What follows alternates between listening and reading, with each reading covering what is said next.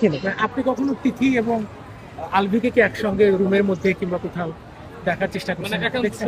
সময় কাটাতে দেখছেন কিনা, বা আলাদা রুমে আছে ওরা প্রাইভেট টাইম বলে? প্রাইভেট টাইমের ব্যাপারটা আসলে নো ডিস্টার্ব, মানে আমি একটু অন্যভাবে বলি কথাটা। আপনি যখন ওয়াশরুমে যাবেন, ওয়াশরুমের মানুষ কি করে এটা আপনি বুঝেন। আমি ওয়াশরুমে যাব, বেডরুমে যাব, আমি হচ্ছে গিয়া ড্রয়িং রুমে থাকবো। ড্রয়িং রুমের মানুষ কি করে ওইটাও আপনি বুঝেন, বেডরুমের মানুষ কি করে ওইটাও আপনি বুঝেন, বা হচ্ছে গিয়া ওয়াশরুমে যে মানুষ ফ্রেশ হয় ওইটাও আপনি বুঝেন। ঠিক আছে, তো এখন হচ্ছে গিয়ে এটা আসলে মানে আমার কাছে, আমি আবারও বলবো, আমার কাছে কোনো প্রমাণ নেই। হয়তো আমি অনেক কিছু দেখছি, হয়তো কি আমি দেখছি, বাট আমি হচ্ছে গিয়া প্রমাণ দিতে পারবো না। আমার চোখে আমি অনেক কিছু দেখছি। লাস্ট আমি যখন চাকরি ছেড়ে দেই, আমার অনেক ছোটভাবে কথা বলছিল। মানে আমি ভাবিরে বলছিলাম, মানে উনি আমার সাথে কথা বলবে না। আমি ওনার বাসায় গেলাম, উনি আমার সাথে কথা বলবে না। কারণ হচ্ছে ওই যে আমি বললাম না যে আমি চাকরি ছাড়ছি এই কারণেই যে আমি হচ্ছে গিয়া মানে ওনাদের যে টাইমের ম্যানেজের ব্যাপারটা আমি এটা পারতেছিলাম না। এত রাত জাগা বা এত হচ্ছে গিয়া মানে অল্প ঘুম, ঠিক আছে, খাওয়া দাওয়া দুপুর, সকালে একটা, দুপুরে রাতের 2টা 1টা, এটা আমি পারতেছিলাম না ম্যানেজ করতে। আবার আমার ধরেন আমার ফ্যামিলি ইস্যুও ছিল, আমার ফ্যামিলি থেকেও পছন্দ করতেছিল না। আমরা মানে আমার বাবা একটু ইসলাম ভীরু, ঠিক আছে। তো এইসব কারণে আমি মূলত চাকরিটা ছাড়া। আর যখন আমার লাস্ট দিন আর কি, ওই দিন হচ্ছে গিয়া উনি আমার খুবই ছোট করে কথা বলে। আলভি উনি আমার খুবই ছোট করে কথা বলে বলতে কি আসলে ব্যাপারটা হচ্ছে গিয়া মানে আমি হচ্ছে গিয়া 2 দিনের জায়গায় 3 দিন করে ফেলছিলাম। 2 দিন আমার ছুটি ছিল, আমি 3 দিন করে ফেলছিলাম।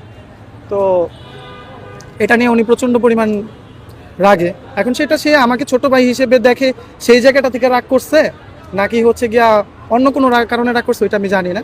তো যাই হোক, উনি আমার সাথে কোনো কথা বলবে না। উনি হচ্ছে ভাবির কাছে দিয়ে দেয় ব্যাপারটা, তুমি ওর সাথে কথা বলো, আমি ওর সাথে কোনো কথা বলবো না। তো ভাবির সাথে কথা বলতে গিয়ে আমি হচ্ছে গিয়া ভাবিরে কিছু হয়তো বলে দিই বা বলতে চাইছিলাম, ঠিক আছে। তো বলতে চাইও আমি থাইমা গেছি।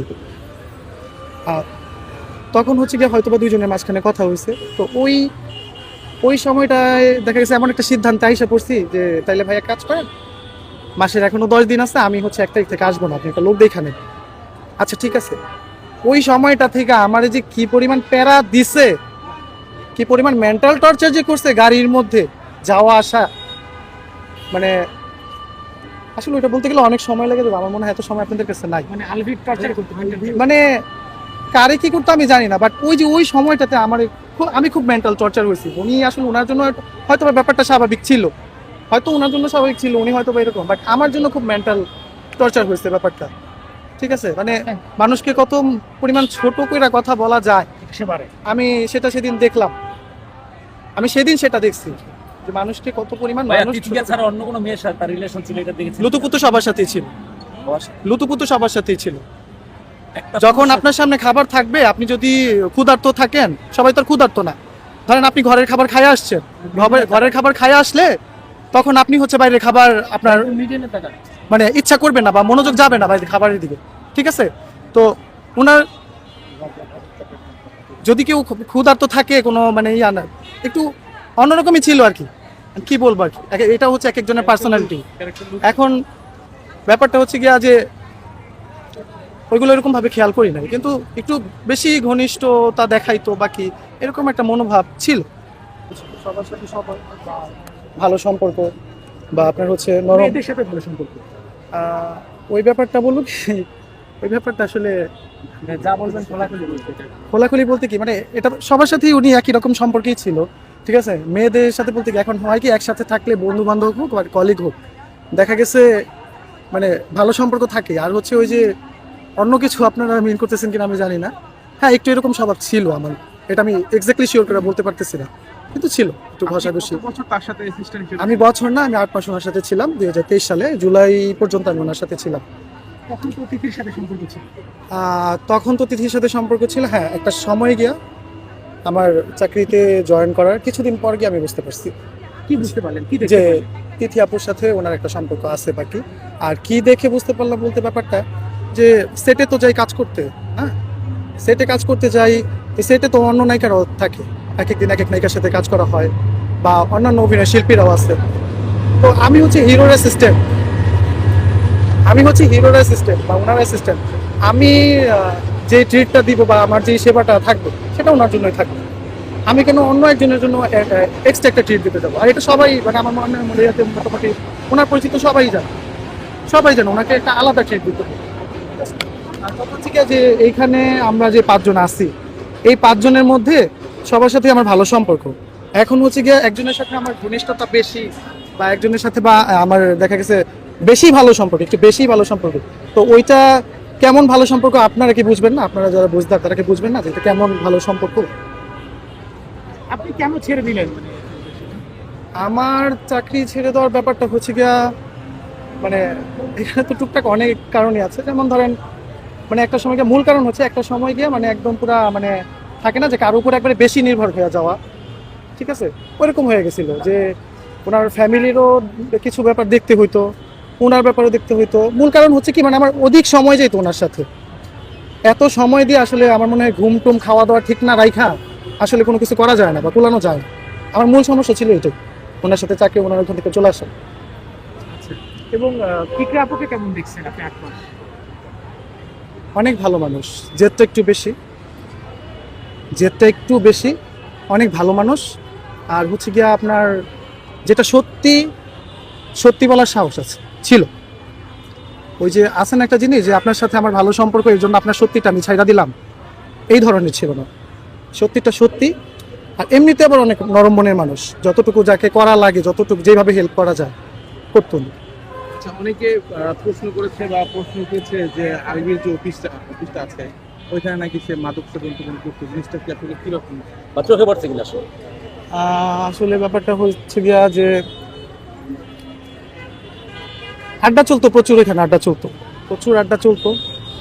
আর হচ্ছে গিয়া মিডিয়া পার্সনরা আমার মনে হয় যে হাতে গোনা কিছু মানুষ বাদে, আমার তো বেশি অভিজ্ঞতা না, অল্প অভিজ্ঞতা থেকে বলতেছি, আমার মনে হয় যে হাতে গোনা কিছু মানুষ বাদে বাকি সবাই আমার মনে হয় যে কিছু না কিছু করে বা খায়।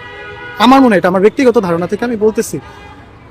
আর হচ্ছে গিয়া আমি অনেক পোস্ট দেখছি, মানে গতকালকে সকালে বা এর আগের দিন বলা হয়েছে যে মানে ওনারা দাবি করতেছে যে আলী ভাইয়া কোনোদিন হচ্ছে গিয়া কোনো কিছু খায় না, কোনো কিছু নেয় না বা কি।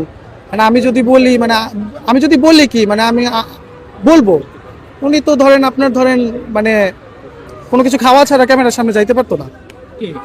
আমার মনে হয়। আলভি, হ্যাঁ দেখছি। এখন আমি আবার আপনাদেরকে একটা কথা বলে দিই, এখন আমার কাছে যদি কেউ প্রমাণ চায় আমি কিন্তু কোনো প্রমাণ দিতে পারবো না। আমি যা দেখছি আমি তাই বলতেছি, ওই 8 মাসে আমি যা দেখছি আমি তাই বলতেছি। আর হচ্ছে গিয়া এই যে মানে যত প্রশ্ন হচ্ছে বা যত কথা হচ্ছে এগুলাও আসলে আমি বলতে চাই নাই। এখন আপনারা জিজ্ঞেস করাতে বলতেছি। আমি মূলত একটা কথাই বলবো, অনেককে আমি বলছি, বা আমার এখানে আসার একটাই কারণ, বা আমার যে ভয়েসটা আপনারা দেখছেন আমি যেটা দিছি, এটা এসব করার একটাই কারণ যে আমি বলবো আলভি ভাইয়ের সাথে তিথি আপুর একটা আলাদা সম্পর্ক ছিল মানে ছিল। আর এটা সবাই জানতো, ভাবি জানতো, ইকরা ভাবি জানতো, আলভি ভাই যে ছোট ভাই নেহাল ভাই জানতো, আলভি ভাইয়ের মা জানতো। ইভেন এমনও হয়েছে মানে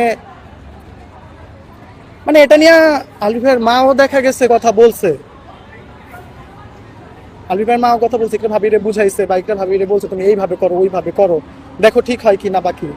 ঠিক আছে, আমি হচ্ছে গিয়া আসলে কথাটা বলতে গেলে খারাপ দেখা যায়, কেমন হয় আমি জানি না। আমি ভাবি যখন মানে এই ঘটনাটা ঘইটা যায় বা ভাবি যখন চলে যায়, অনেক নিউজে অনেক কিছু তো দেখলাম যে অনেকেই দাবি করতেছে যে কি বলে মানে মানে এমন বুঝাইতেছে যে এটার মধ্যে দেখা গেছে আন্টি বা এই যে আলভি ভাইয়ের মা ওনারও হয়তো বা হাত থাকতে পারে, বা উনিও এটাতে দেখা গেছে হেল্প করতে পারে, ছেলের ব্যাপারটা থেকে খারাপ বিষয়টাকে হয়তো বা সাপোর্ট করতে পারে।